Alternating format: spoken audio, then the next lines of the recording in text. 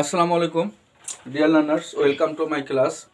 I am Hadiur Rahman, Assistant Teacher English, Nurjanpur Itat Military Colony High School, Goragat, Dinaspur.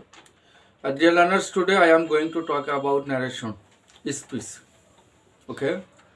তোমাদের পরীক্ষায় passage narration আসছে।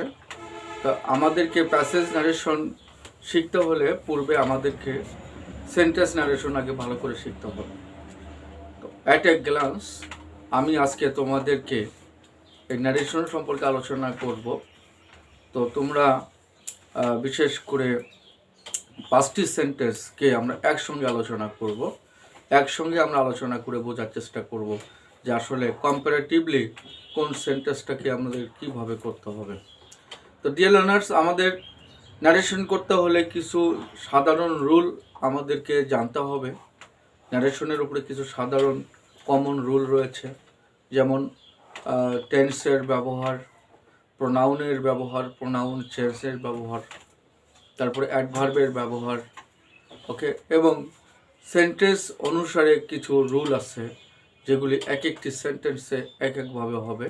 তো আজকে আমি ইন শর্ট আলোচনা করার চেষ্টা করব যে কিভাবে আমরা assertive sentence, interrogative sentence, imperative sentence, objective sentence এবং এক্সক্লামেটরি সেন্টেন্সের উপরে ন্যারেশন করতে হবে এবং আমরা কীভাবে করতে পারি, কোন কোন রুলগুলি আমাদেরকে ফলো করতে হবে, আমাদেরকে এই বিষয়গুলি লক্ষ্য করতে হবে আর কি। তো আশা করি আজকের এই ক্লাসটি তোমাদের জন্য অনেকটা হেল্পফুল হবে এবং পরবর্তীতে প্যাসেজ ন্যারেশনের জন্য এটা অনেকটা তোমাদেরকে সাহায্য করবে। তো ঠিক আছে, let us get started for the class, for today's class. Okay, look at the board. Assertive sentence, আমরা জানি যে প্রথমেই পড়েছিলাম যে অ্যাসার্টিভ সেন্টেন্স, যে সেন্টেন্স দ্বারা কোনো কিছুর বর্ণনা করা বোঝায় তাকে অ্যাসার্টিভ সেন্টেন্স বলে। তো অ্যাসার্টিভ সেন্টেন্স আমরা লিখি হি said to me, comma, inverted কমা, এই কমাটিকে বলা হবে inverted comma. I am fine today, তোমরা লক্ষ্য করো যে এইখানে এইটা হচ্ছে রিপোর্টিং ভার্ব। এটা কি রিপোর্টিং ভার্ব, এইটাকে বলা হবে ইনভার্টেড কমা। ইনভার্টেড কমা, এই ইনভার্টেড কমার মধ্যে যে অংশটি আছে এটাকে বলা হবে রিপোর্টেড স্পিচ। ওকে, এখন আমাদেরকে এই স্পিচটাকে আমাদেরকে চেঞ্জ করতে হবে, ডাইরেক্ট থেকে ইনডাইরেক্ট স্পিচে আমাদেরকে নিয়ে যেতে হবে। ওকে, যেমন আমরা জানি যখন বক্তার কোনো কথাকে যদি বক্তার ভাষায় হুবহু বলা হয় তাহলে সেটাকে আমরা বলবো ডাইরেক্ট ন্যারেশন। আর যখন বক্তার কথাকে যখন বর্ণনাকারীর ভাষায় বর্ণনা করব তখন আমরা সেটাকে বলবো ইনডাইরেক্ট ন্যারেশন। এখানে বক্তার কথাটাকে ইনভার্টেড কমার মধ্যে রাখা হয়েছে, এটাকে বলা হচ্ছে ইনভার্টেড কমা। ওকে, 66, 99 আমরা সংক্ষেপে মনে রাখতে পারি। তো এইটা এই রিপোর্টেড স্পিচটি দেখে আমাদের বুঝতে হবে যে এটা অ্যাসার্টিভ সেন্টেন্স। ওকে, অ্যাসার্টিভ সেন্টেন্সে আমরা এই রিপোর্টিং ভার্বটা উঠে দিয়ে সেইড অথবা টোল্ড ব্যবহার করতে পারি। আমরা কখন সেইড ব্যবহার করব, কখন টোল্ড ব্যবহার করব, আমাদেরকে একটু মনে রাখতে হবে যে সেইডের পরে যদি অবজেক্ট থাকে তাহলে আমাদেরকে টোল্ড ব্যবহার করতে হবে, আর যদি অবজেক্ট না থাকে তাহলে আমরা সেইড ব্যবহার করব। তাহলে এখানে অবজেক্ট আছে সেইড টু মি, তাহলে আমরা এটাকে করব হচ্ছে হি সেইডের পরিবর্তে টোল্ড, হি টোল্ড মি। ওকে, এই যে ইনভার্টেড কমাটি রয়েছে এই ইনভার্টেড কমার পরিবর্তে আমাদেরকে দ্যাট ব্যবহার করতে হবে। ইনভার্টেড কমার পরিবর্তে আমরা কি ব্যবহার করব, দ্যাট। আমরা এই পর্যন্ত আসলাম। তারপরে দেখো এই যে প্রোনাউন রয়েছে, first person pronoun, second person pronoun, third person pronoun. এই পারসন 3 প্রকারের আছে, first person, second person, third person. আমরা নিজের সম্পর্কে যদি বলি তাহলে সেগুলো হবে ফার্স্ট পারসন, যেমন I, we, me, my, our, us, এগুলি ফার্স্ট পারসন প্রোনাউন, মনে রাখতে হবে। সেকেন্ড পারসন আমরা যদি কাউকে সম্বোধন করে বলি যে তুমি, ইউ, ইয়োর, ইয়োর্স, এগুলি সেকেন্ড পার্সন প্রোনাউন। আর কারোর সম্বন্ধে যদি বলি তাহলে সেটা হবে থার্ড পার্সন প্রোনাউন।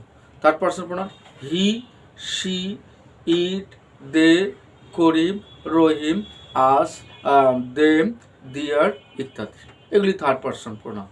তো আমাদের মনে রাখতে হবে যদি ফার্স্ট পার্সন প্রোনাউন হয় তাহলে রিপোর্টিং ভার্বের সাবজেক্ট অনুসারে পরিবর্তন করতে হবে। ফার্স্ট পার্সন প্রোনাউনকে আমরা রিপোর্টিং ভার্বের সাবজেক্ট অনুসারে পরিবর্তন করব, আর সেকেন্ড পার্সন প্রোনাউনকে রিপোর্টিং ভার্বের অবজেক্ট অনুসারে পরিবর্তন করব। সেকেন্ড পার্সন প্রোনাউনকে রিপোর্টিং ভার্বের অবজেক্ট অনুসারে পরিবর্তন করতে হবে, এবং থার্ড পার্সন প্রোনাউনের কোনো পরিবর্তন হবে না, নাউনের কোনো পরিবর্তন হবে না। ওকে, তাহলে আইটা ফার্স্ট পার্সন প্রোনাউন, এটা সাবজেক্টকে ফলো করবে হি, তাহলে একে আমরা সাবজেক্ট হিসাবে এখানে আইকে পরিবর্তন করে আমরা হি ব্যবহার করব, হি। ওকে, আইটা সাবজেক্টকে ফলো করে হি হয়েছে। তারপরে আসো টেন্স। এই যে রিপোর্টিং ভার্বটি যদি পাস্ট টেন্সে থাকে, V2 ফর্মে থাকে, তাহলে আমাদেরকে রিপোর্টেড স্পিচের টেন্সকে পরিবর্তন করতে হবে, অর্থাৎ প্রেজেন্ট টেন্সকে পাস্ট টেন্সে পরিণত করতে হবে। যেমন আমরা এখানে হির সঙ্গে ইজ হয়, ইজের পাস্ট টেন্স ওয়াজ ব্যবহার করব। হি ওয়াজ ফাইন, এই যে ফাইন অ্যাডজেক্টিভ কমপ্লিমেন্ট ফাইন, আর এই টুডেটা পরিবর্তন করতে হবে, টুডেটা পরিবর্তন করে হবে that day.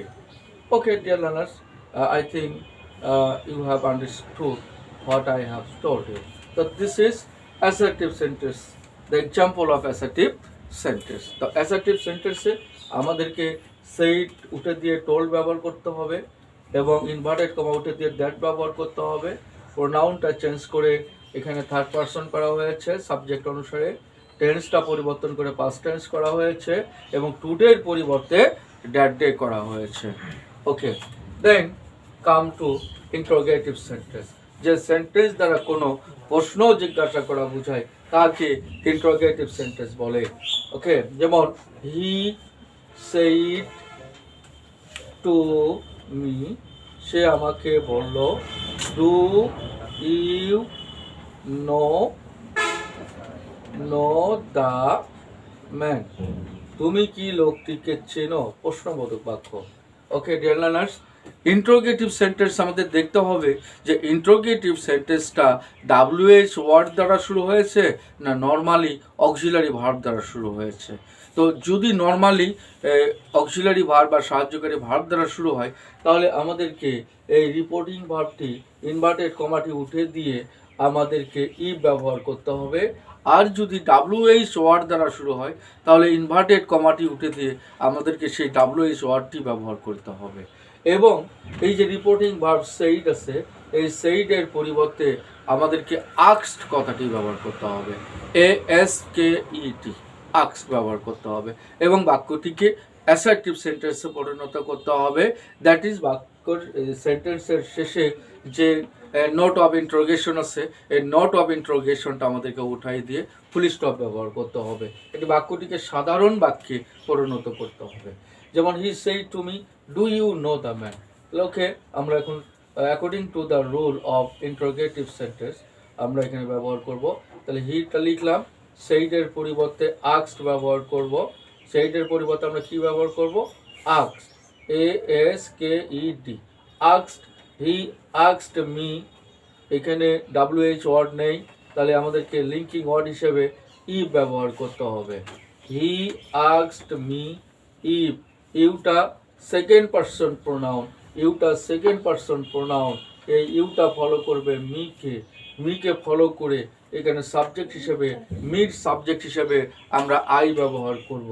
If I, নোর past tense হচ্ছে নিউ, নোর পাস্ট টেন্স হচ্ছে নিউ, আমরা পাস্ট টেন্স করবো কারণ রিপোর্টিং ভার্বটি V2 ফর্মে রয়েছে, পাস্ট ফর্মে রয়েছে। তাহলে if I knew the man, if I knew the man. Okay, if I knew the man হয়ে গেল। আমরা একটি ইন্টারোগেটিভ সেন্টেন্সকে আমরা ডাইরেক্ট থেকে ইনডাইরেক্ট স্পিচে রূপান্তরিত করিলাম। Okay, then learners come to the imperative sentence. আমরা জানি যে সেন্টেন্স দ্বারা আদেশ, উপদেশ, নিষেধ, অনুরোধ প্রভৃতি বোঝায় তাকে ইম্পারেটিভ সেন্টেন্স বলে।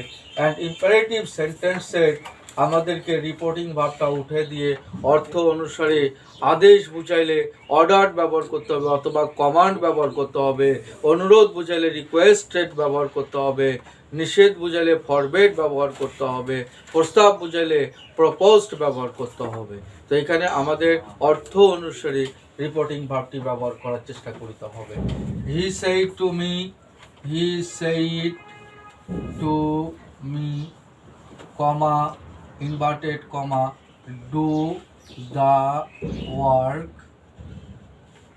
ওয়ার্ক অ্যাট ওয়ান্স, এখনই কাজটি করো। এটা আদেশ করা বুঝেছে ডিয়ার লার্নার্স।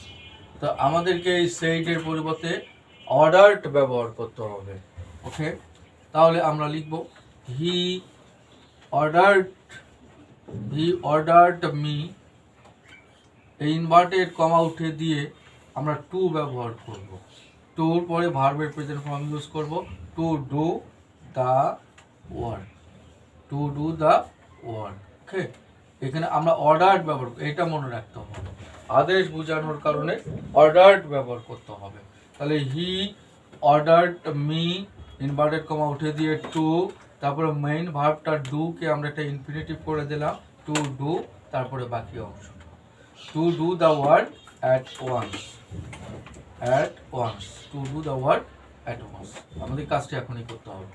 তারপরে চলে আসো অপটেটিভ সেন্টেন্স। অপটেটিভ সেন্টেন্স আমরা জানি যে সেন্টেন্স দ্বারা ইচ্ছা বা প্রার্থনা প্রকাশ পায় তাকে অপটেটিভ সেন্টেন্স বলে। He said, comma, inverted comma, may you succeed in life, may you succeed in life। সে বলল যে তুমি জীবনে সফল হও, may you succeed in life, এটা ইচ্ছা পোষণ করছে। তো আমাদেরকে মনে রাখতে হবে যে অপটেটিভ সেন্টেন্সে যদি ইচ্ছা পোষণ করে তাহলে সেইটের পরিবর্তে আমাদেরকে উইস্ট ব্যবহার করতে হবে, আর প্রার্থনা প্রকাশ করলে আমাদেরকে প্রেড ব্যবহার করতে হবে, ইনভার্টেড কমাটি উঠে দিয়ে দ্যাট ব্যবহার করতে হবে, এবং সাবজেক্ট মেটা উঠে যাবে এবং সাবজেক্টের পরে মাইট ব্যবহার করতে হবে। আর বাকি রুলগুলো অন্য সেন্টেন্সের মতো হবে আর কি। তাহলে হি, এটাকে আমরা চেঞ্জ করি, হি এটা ইচ্ছা পোষণ করছে, হি উইশড, ইনভার্টেড কমার পরিবর্তে দ্যাট, হি উইশ দ্যাট, ইউটা সেকেন্ড পারসন প্রোনাউন, এখানে মনে করো মি ধরে নিতে হবে, মি ধরলে এখানে হবে আই, হি উইশড দ্যাট, ইউটা পরিবর্তন হয়ে হলো আই, তারপরে আমাদেরকে মাইট ব্যবহার করতে হবে, মডাল ভার্ব হিসেবে মাইট, তারপরে ভার্বের প্রেজেন্ট ফর্মটি ব্যবহার করতে হবে, SUCCED, সাকসিড ইন লাইফ। ওকে, হয়ে গেল। তাহলে এখানে আমরা রিপোর্টিং ভার্বটির পরিবর্তে উইস্ট ব্যবহার করলাম, ইনভার্টেড কমা উঠে দিয়ে দ্যাট ব্যবহার করলাম, সেকেন্ড পারসন প্রোনাউন অবজেক্ট ধরে আমরা আই করলাম, এবং এখানে একটি মডাল হিসেবে মাইট ব্যবহার করলাম, এবং তারপরে ভার্বের প্রেজেন্ট ফর্ম, তারপরে বাকি অংশটুকু বা এক্সটেনশন। ওকে, তারপরে আমরা এক্সক্লেমেটরি সেন্টেন্সে যাব। এক্সক্লেমেটরি সেন্টেন্স জানি যে সেন্টেন্স দ্বারা হাসি, কান্না, দুঃখ, বেদনা প্রভৃতি মনের আবেগ প্রকাশ করে তাকে আমরা এক্সক্লেমেটরি সেন্টেন্স বলবো। হি said to me, he said to me, comma, inverted comma, how beautiful the flower is. দেখো এইখানে একটা আনন্দ প্রকাশ করা হয়েছে। ডিয়ার লার্নার্স, আমাদেরকে এখানে একটা জিনিস মনে রাখতে হবে যে সেইটের পরিবর্তে আমরা অর্থ অনুসারে বিভিন্ন এক্সপ্রেশনমূলক শব্দ ব্যবহার করতে পারি, বিভিন্ন ফ্রেজ ব্যবহার করতে পারি। তো আসলে এটা it depends on your experience and your capacity. But আমরা প্লেনলি একটা জিনিস মনে রাখবো যে এইটা যদি আনন্দ বোঝায়, এক্সক্লেমেটরি সেন্টেন্সটি দ্বারা যদি আনন্দ বোঝায় তাহলে আমরা এই সেইডের পরিবর্তে এক্সক্লেম টু উইথ জয় ব্যবহার করব। আর যদি দুঃখ বোঝায় তাহলে এক্সক্লেম টু উইথ সরো ব্যবহার করব। আনন্দ বোঝালে এক্সক্লেম টু উইথ জয়, এবং দুঃখ বুঝাইলে এক্সক্লেমড উইথ সরো, এবং ইনভার্টেড কমা উঠে দিয়ে দ্যাট ব্যবহার করব। হাউ এবং হোয়াট থাকলে ওইটা দিয়ে ভেরি অথবা গ্রেট ব্যবহার করব, এবং সেন্টেন্সটিকে অ্যাসার্টিভ সেন্টেন্সে পরিণত করব, অর্থাৎ সাবজেক্টটা প্রথমে চলে আসবে। এখানে সাবজেক্টটা শেষে আছে, সাবজেক্টটা প্রথমে আসবে। তা আমরা এখন let us change this narration. He সেইডের পরিবর্তে হি এক্সক্লেমড উইথ জয়, এটা আনন্দ বোঝাচ্ছে, আমরা আনন্দ ধরে নিলাম। He exclaimed with joy, inverted comma উঠে দিয়ে that, he exclaimed with joy that, subject হচ্ছে the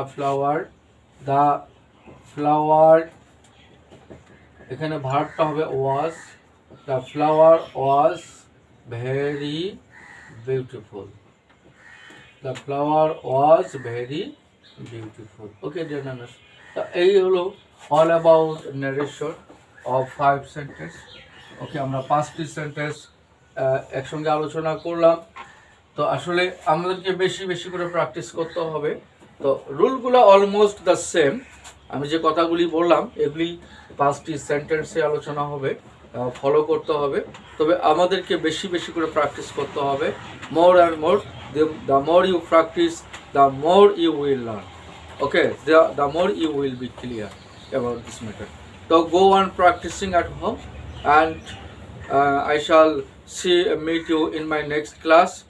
Till then, Allah Hafiz, take care, good studies, good narration, good speech. Thank you very much. Assalamu alaikum.